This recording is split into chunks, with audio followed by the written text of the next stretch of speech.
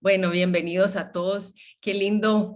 Tenemos de Colombia, tenemos Costa Rica, tenemos chapines, tenemos eh, ticos. Qué lindo que podamos unirnos a través de las redes. Para iniciar este tema, quería citar las palabras de nuestro Señor Jesucristo, y Él dijo, no teniendo ansiedad y echando toda vuestra ansiedad sobre Él, porque Él tiene cuidado de vosotros.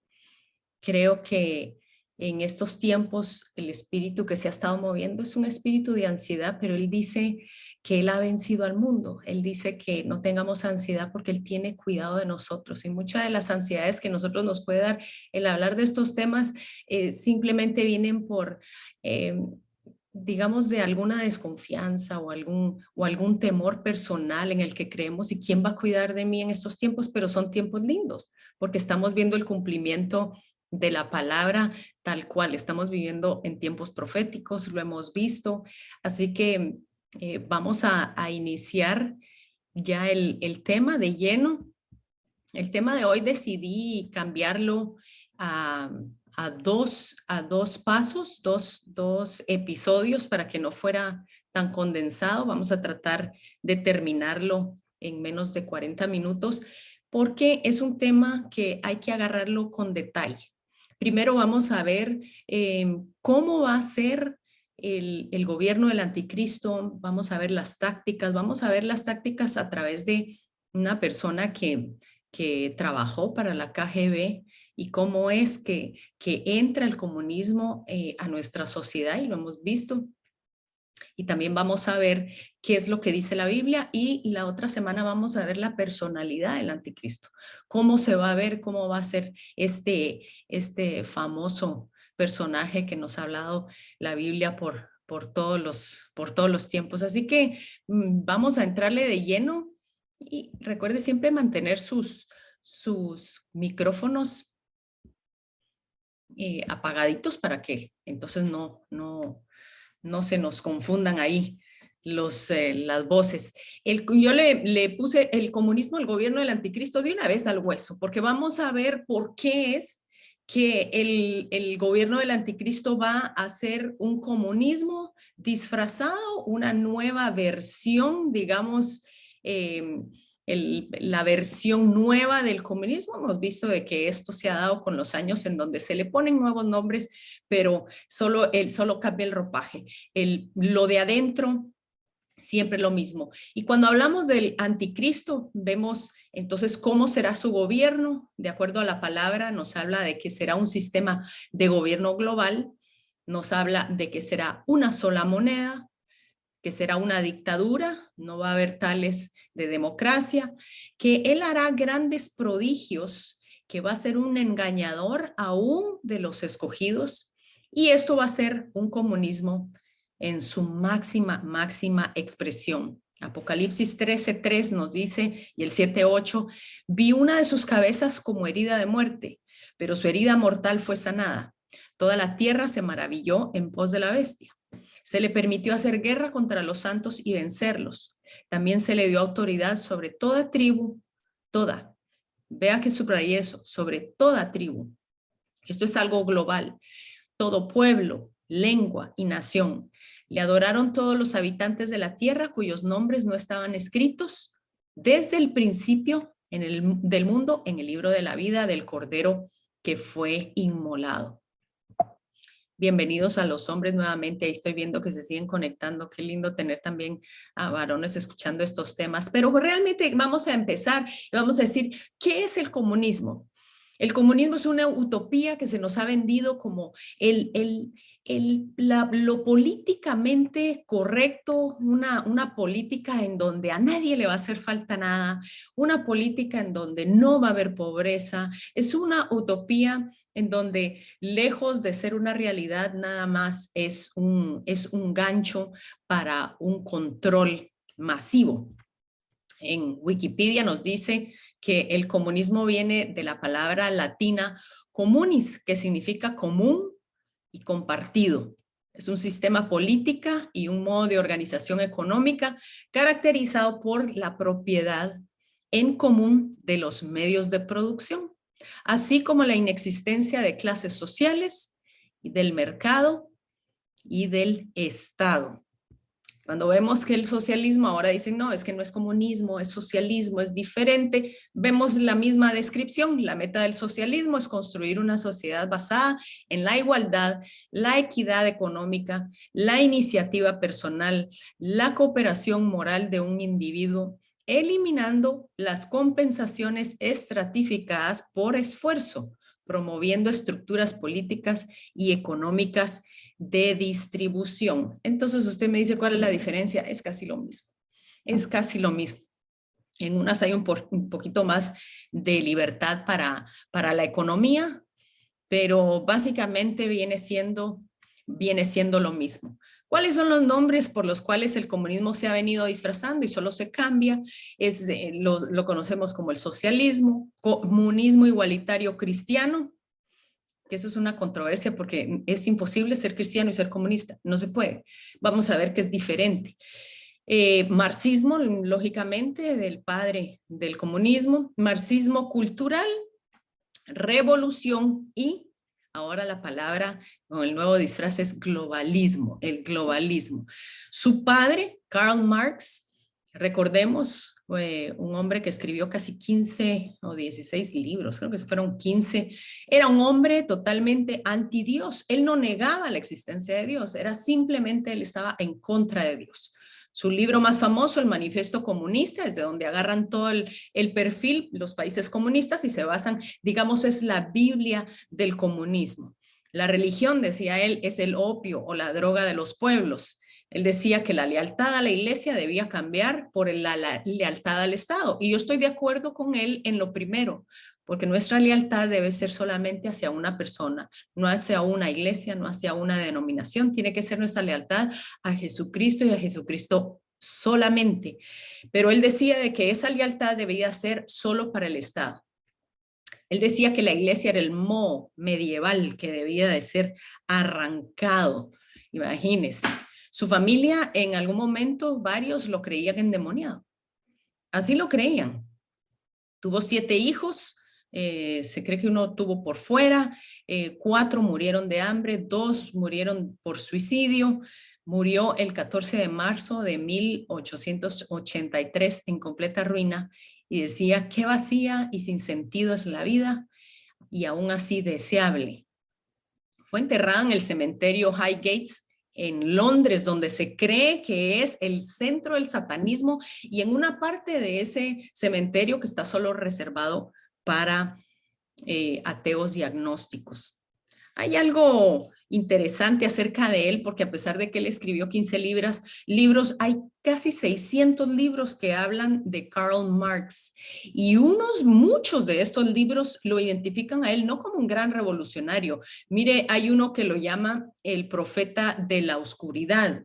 El segundo es la religión revolucionaria de Marx. La regeneración por medio del caos. Otro escribió Marx y Satanás. Hay otros libros que se llaman El Diablo y Karl Marx. Otro de Scott Campbell es Satanás, socialistas, comunistas y lista negra, la herencia de Karl Marx. Luego también tenemos este libro de Christian Bale que es el socialismo de Satanás y pues en algún momento llegó a la portada de la revista Time. En teoría podríamos decir que en teoría suena muy bonito. Es una utopía, es algo que uno dice, wow, qué lindo fuera, pero en la práctica se ha demostrado que por donde pasa el comunismo, donde el socialismo y el comunismo son implantados, dejan nada más un camino de dolor, de sangre y de muerte y de hambre. Recordemos que Satanás dice que él solo viene a robar, a matar y a destruir. No viene sino a dejar que todo lo implantado, todo lo que es de bendición sea arrebatado, sea quitado y deja a su paso muerte constante. En una encuesta de 1999, en el Black Book of Communism, el libro negro del comunismo, hicieron una lista, esto estamos hablando de hace 20 años, una lista de las muertes por países que ha producido el gobierno comunista. Esto es interesante. En Latinoamérica, 150,000 muertes. Y esto ha aumentado porque tenemos ahora una Nicaragua nuevamente, tenemos una Venezuela que se ha vuelto más sanguinaria, tenemos comunismo entrando a Chile, tenemos el comunismo acercándose ya a las puertas de nuestros países. En Europa del Este, 1 millón de muertes, Vietnam, 1 millón de muertes, África, 1.7 millones de muertes, Camboya, 2 millones de muertes, Corea del Norte, 2 millones de muertes, Unión Soviética, 20 millones de muertes, China, 65 millones de muertes. En total, se cree que ya van rebasando los 100 millones de muertes que ha dejado el legado de Karl Marx.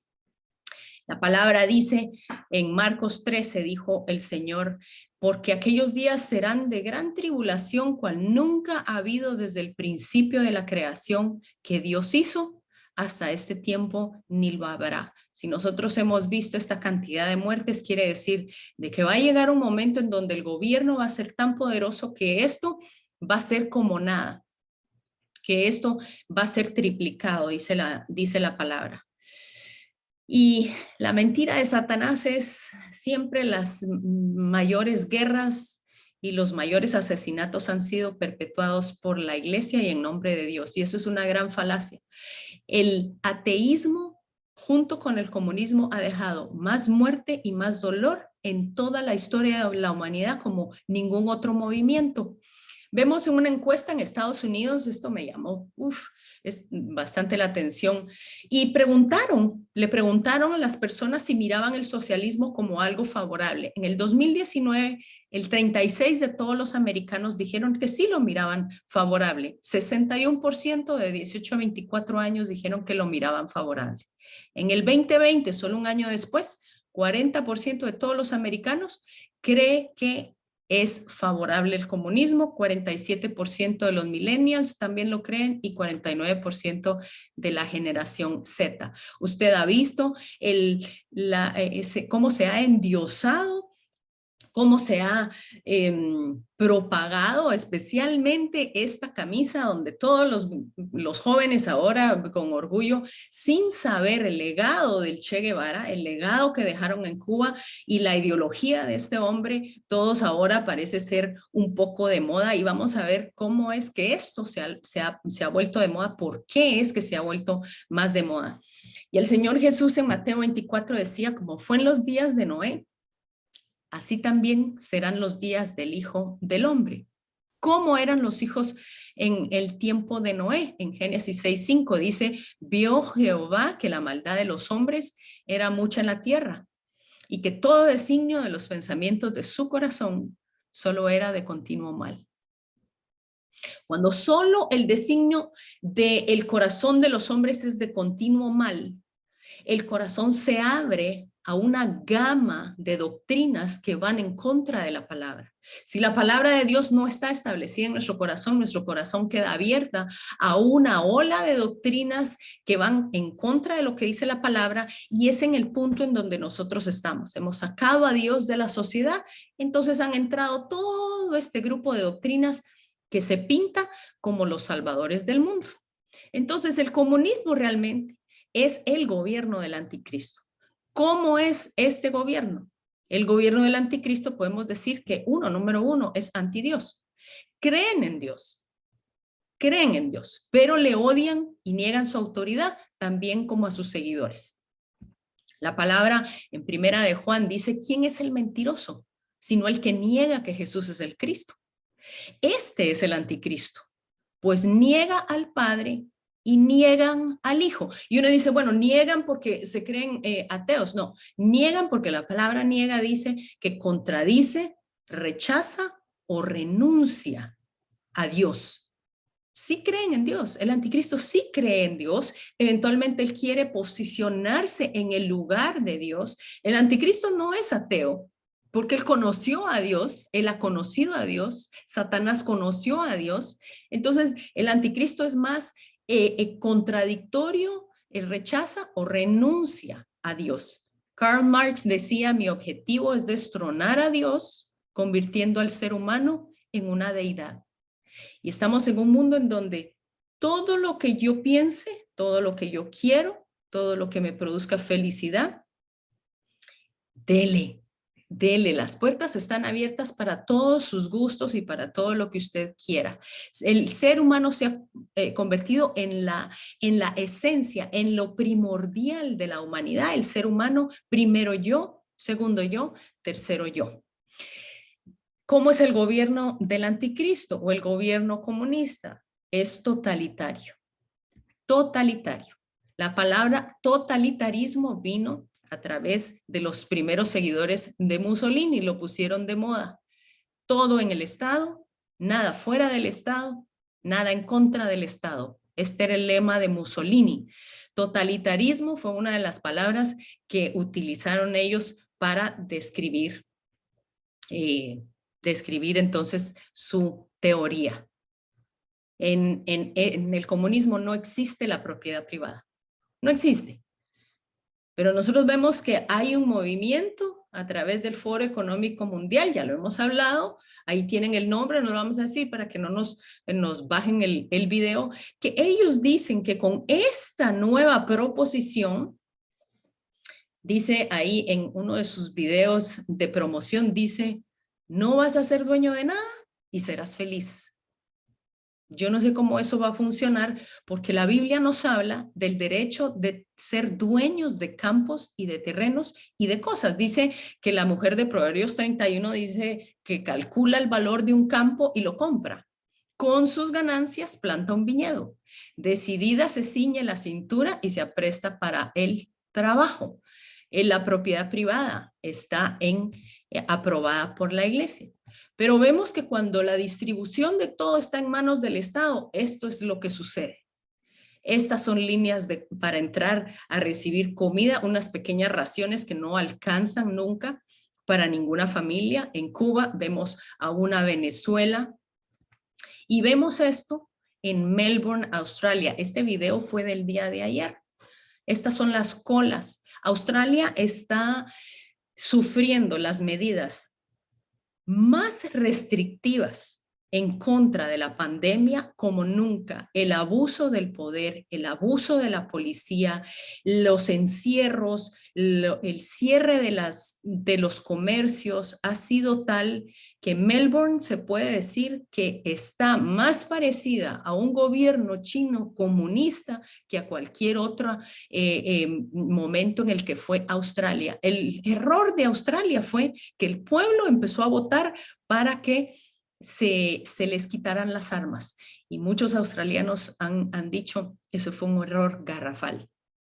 Estas son las líneas para comida en Australia y estamos viendo entonces cómo todo está siguiendo ese patrón.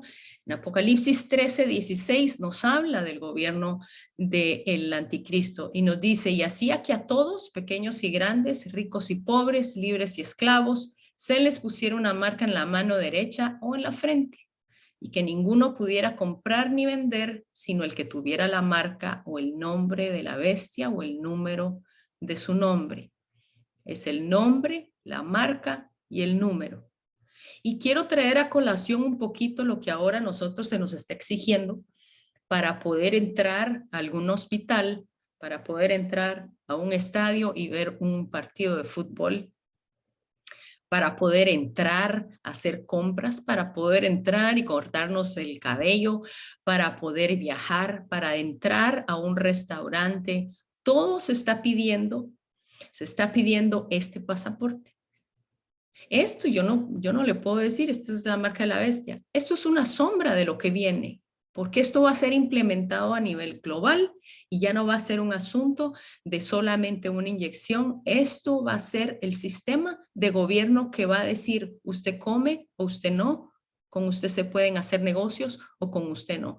Esto es lo que viene para un futuro. Y de un año para acá, mire dónde estamos. Hace un año y medio teníamos una libertad de movernos como nosotros quisiéramos. En año y medio ha cambiado tan rápido que yo podría creer de que la implementación mundial de esto no va a ser muy despacio. El gobierno del anticristo es divisivo. Siempre produce división.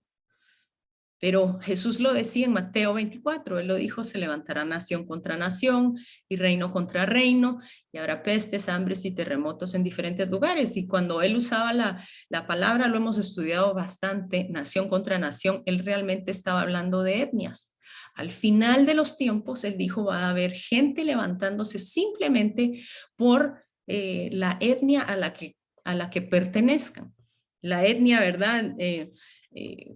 Donde se empieza a poner la división entre ricos y pobres, blancos y negros, opresor y el oprimido, el empresario y el trabajador, el musulmán contra el cristiano, el vacunado contra no vacunado. Si nosotros vemos de que va a venir una división, un reino contra reino, una nación contra nación, el Señor nos lo había hablado. Por eso es que hemos visto estos movimientos que vienen a ser tan divisibles. Hay universidades en donde ya están haciendo los dormitorios solamente para blancos, solamente para negros. Estamos volviendo otra vez, nuevamente, estamos regresando a los años 50, en donde había esa segregación entre blancos y negros. Ahora es para privilegiar a una etnia y discriminar en contra de otra. Esto está avanzando y el Señor lo había dicho. Lógicamente, el racismo o el antirracismo es la agenda, donde se nos dice todo mundo es racista, debemos de luchar en contra del racismo, debemos luchar por justicia social. Esos son los lenguajes favoritos. Cualquier crítica, cualquier tacha, que digamos esto no todo mundo es racista, pues entonces se le tacha a uno de fascista o de racista. Bien con uno y bien mal sin otro. No se puede llegar a un acuerdo porque es un lenguaje que el enemigo va a venir a traer. El mundo es racista y usted tiene que luchar por sus derechos, y eso es lo que más causa la división. Y si no hay digamos, un enemigo, se sabe que el comunismo y el socialismo lo que ha traído es la invención, siempre la invención de un enemigo, real o irreal. Hitler lo usó, el enemigo son los judíos, y así fue como él logró implementar eso de que todos le hicieran caso al gobierno. Si no hay un enemigo, no puede venir un salvador. Si no hay un enemigo, no puede haber un Mesías. Entonces, a través de cuando el gobierno nos dice, si ustedes nos dan más control, nosotros vamos a velar más por sus intereses, siempre es una gran mentira. Eso lo sabemos a lo largo de la historia. Esa propuesta nunca ha funcionado. Pero justo el Señor decía que entonces si alguno dice, mirad aquí está el Cristo, o mirad ahí está, no le creáis, porque se levantarán falsos cristos y falsos profetas. Quiere decir de que el Señor dijo, van a haber muchos anticristos que van a decir, yo soy la solución, yo traigo la solución, yo puedo darte esto, yo puedo ofrecerte esto. Si votas por mí, entonces yo te puedo salvar. Pero el Señor en Mateo 10, él dijo que le iba a traer cierta enemistad, que le iba a traer cierta división. Dice, no penséis que he venido a traer paz a la tierra. ¿Cómo así? ¿Cómo así? Dice, no he venido a traer paz, sino espada, porque he venido a poner en enemistad al hombre contra su padre, y a la hija contra su madre, y a la nuera contra su suegra. De ahí es de donde viene que las suegras no se llevan con las nueras, mire. No, mi suegra es una bella, pero él dijo, yo no he venido a traer paz. ¿Por qué? Porque él iba a venir a quebrantar un sistema de creencias, él iba a venir a quebrantar el sistema de creencias que se le había heredado a los hijos, porque él venía a traer un nuevo sistema de relación con Dios que iba a traer enemistad entre los padres y los hijos. Pero Satanás trae esa misma enemistad cuando uno escoge seguir el camino de muerte. Esta enemistad de la que habla Jesús es cuando escogemos seguir el camino de vida, el camino de la vida que es Él.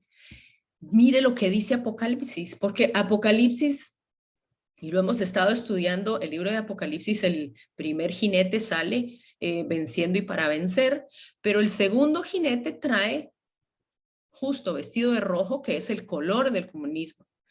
Trae dos cosas. Uno dice, se abrió el segundo sello, oí al segundo ser viviente que decía, ven, salió otro caballo de color rojizo. Al que lo montaba le fue dado poder para quitar la paz. Yo se lo he dicho, los sellos se abrieron, los sellos. Yo pienso personalmente, quienes pueden diferir y está bien porque estamos todavía en la marcha, pero yo creo que los sellos ya se abrieron desde el año pasado, por lo menos los primeros dos, porque dice que le fue dado poder para quitar la paz en la tierra y hacer que se mataran unos a otros. Pero si vemos, es otra vez esa espada de división, esa espada que penetra y divide y segrega, y dice que se le dio una espada muy grande. Ya luego en los siguientes dos jinetes vemos una economía siendo afectada y luego también vemos muchas guerras. Aquí lo que yo creo es que es algo más personal, es algo más entre etnias, es una división entre tú allá y nosotros por acá. Este es el jinete, el segundo jinete, y es el color rojo. Ahora, yo quiero que usted vea que esto era Cuba hasta los años 60. Cuba era, digamos, el Nueva York, no, era el lugar en donde decían que los americanos, esta era su parque de diversiones justo atrás del jardín, porque les quedaba a un paso. Los americanos se iban a pasar tiempo, compraban bienes, compraban edificios. El comercio en Cuba era algo hermoso. Cuba, si usted ha estado en Cuba, Cuba tiene 17 playas hermosas, yo podría decir las más bellas de lo que es el Caribe, playas que pues la gente buscaba, la gente viajaba a Cuba y veíamos un derroche. Esto era Cuba en el año, hasta el año 61, vemos que Cuba tenía un derroche de riqueza, de inversión, de viajes, de libertad. Y yo le quería contar algo porque hemos, con el contacto que he tenido con personas en la familia que han estado sirviendo en posiciones de gobierno.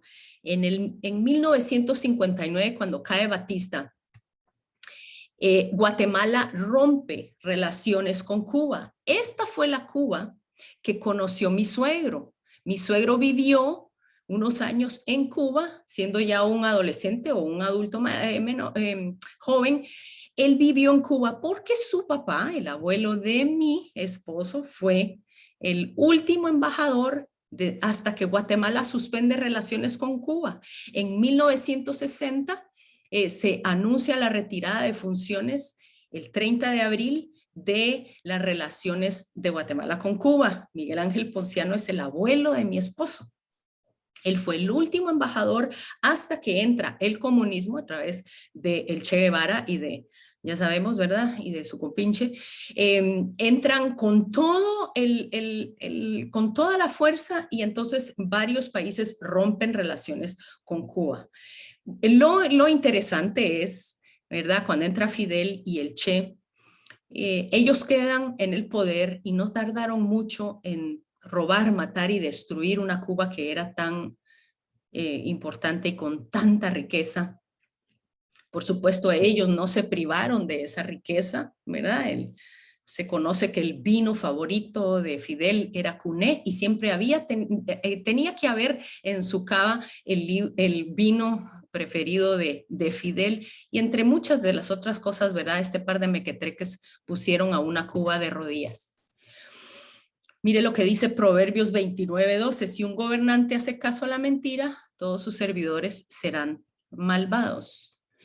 En Cuba, en 1998, Guatemala vuelve a retomar relaciones con Cuba y, para toda honra, el primer embajador que envía a Guatemala es mi papá. Guatemala restablece relaciones casi 40 años después. Mi papá, Willy Carl Schmitt, su carrera es realmente de mucho orgullo, su carrera política, su carrera en el deporte. Él restablece las relaciones y él pues levanta nuevamente la embajada de Guatemala en Cuba. Cuando nosotros tuvimos la oportunidad de visitarlo y vimos esto en Cuba, vimos los edificios que tenían aquellas grandes ventanas y unos edificios impresionantes con tarimas de madera en medio de las ventanas, en donde usted podía ver una familia viviendo en la tarima de arriba y la otra abajo, donde se veía la necesidad, donde solo a nosotros se nos permitía entrar a los supermercados, donde nosotros disfrutábamos de la playa, pero a los cubanos habían soldados alrededor para no permitir que ningún cubano disfrutara de sus propias playas. Nosotros con mi hermana, a mí, al ver esto, el primer día fue choqueante, de mucha impresión. Con mi hermana lo que hacíamos era que era un hotel con todo incluido, entonces nos servíamos platos y se los llevábamos a la gente que estaba escondida detrás de las palmeras. Era algo bastante triste de ver en cómo en menos de media generación el comunismo podía venir a desbaratar todo lo que se había construido y la riqueza tan grande que era Cuba. El abogado de la embajada de Guatemala era el chofer de la embajada. Ganaba más como chofer por las propinas de lo que él podía ganar como abogado. Creo que el cocinero de la embajada era doctor, o creo que la empleada era doctora. Ellos ganaban más en la embajada que ganando con un título universitario. Siempre se ofrece, el comunismo siempre ofrece un título universitario, pero lógicamente cuando usted sale de la universidad, los sueldos son parejos para todos. Entonces, ¿cuál motivación hay en que el pueblo entre a una universidad? Entonces, me pareció muy lindo porque el abuelo de mi esposo fue el último embajador y luego casi 40 años después el abuelo de mis hijos es el siguiente embajador. Así que hemos visto de cerca, por lo que yo he platicado con ellos, de lo duro que es el comunismo que hasta ahora oprime a Cuba. Otro ejemplo, Venezuela. Por eso es que a nosotros los latinos no nos venden muy fácil esto del comunismo. Lo hemos vivido y lo hemos visto muy de cerca. Venezuela, un Hugo Chávez que ingresó en 1999 al poder. Este hombre renueva la constitución, que es algo que siempre hacen los comunistas, siempre cambian las constituciones. Ofrece seguro social para todos, estudios gratuitos para todos, justicia social, embalaje de la corte. Él quitó los jueces y puso 12 jueces que lógicamente eran a favor de él. En el 2006 elige cortes y el legislativo y remueve los medios de comunicación contrarios a su narrativa. Siempre la censura va detrás del comunismo.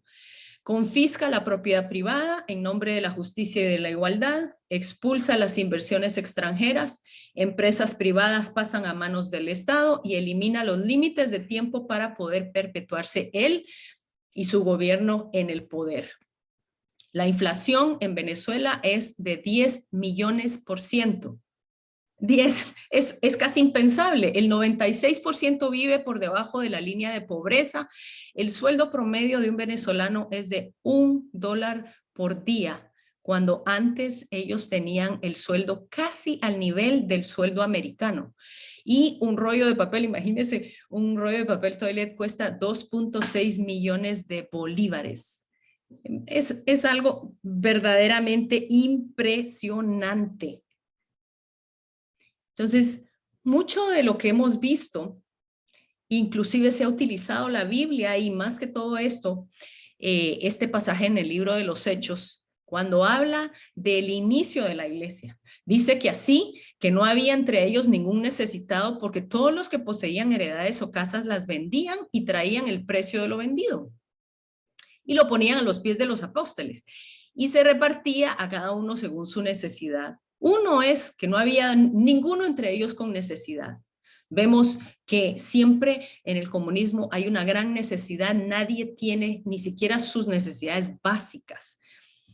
Dice que no había ningún necesitado. Lo que vendían y lo ponían en las manos de los discípulos, entendamos que era porque ellos creían que Jesús ya venía. Aparte de que Jesús les había dicho, otra de las cosas, les había advertido de la destrucción de Jerusalén. Entonces la gente en Jerusalén empezó a vender sus heredades para poder empezar a salir. No era algo de que ellos no lo tenían pensado. El Señor ya se los había dicho. Ellos sabían que Jerusalén iba a ser destruida. Y aparte se repartía de acuerdo a la necesidad. Quien no necesitaba no se le repartía y no se le quitaba al que tenía para repartir a otros. Era libre, era libre. Esto ya no se aplica porque se aplicó en ese tiempo por la necesidad que había, la pobreza extrema que había en ese tiempo. Había una gran inflación en Jerusalén, recuerden. Pero en 2010, en junio del 2010, Hugo Chávez dice, aprovecho para condenar de nuevo desde el fondo de mi alma y de mis vísceras al Estado de Israel. Maldito seas, Estado de Israel. Maldito sea, terrorista y asesino. Viva el pueblo palestino, pueblo heroico, pueblo bueno. Usted puede buscar este video, está en YouTube.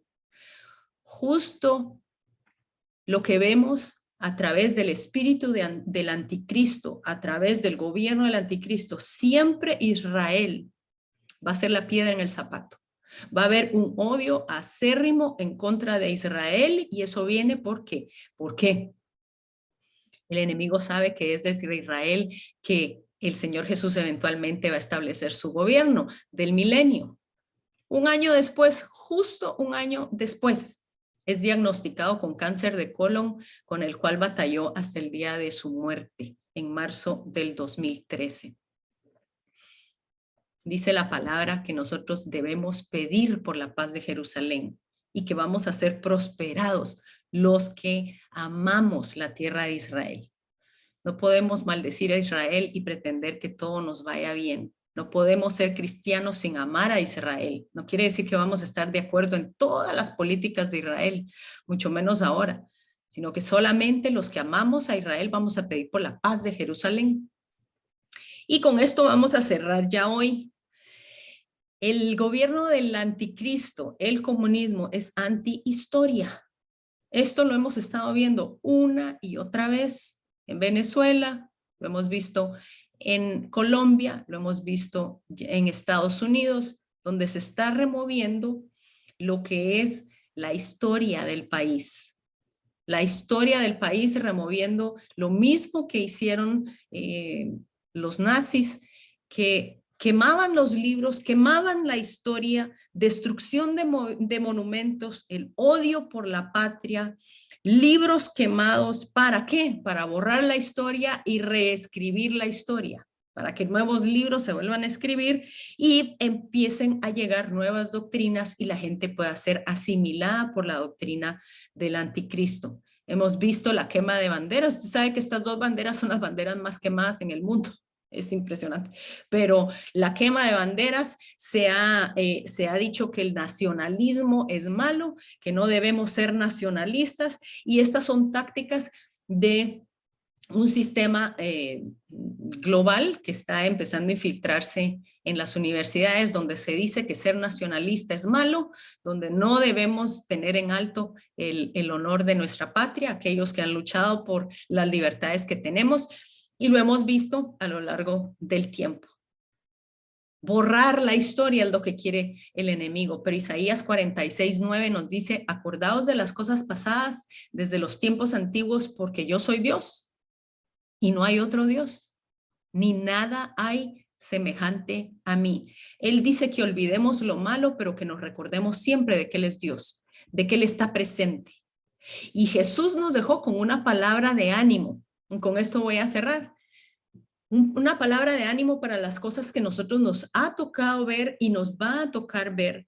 Estas cosas os he hablado para que en mí tengáis paz.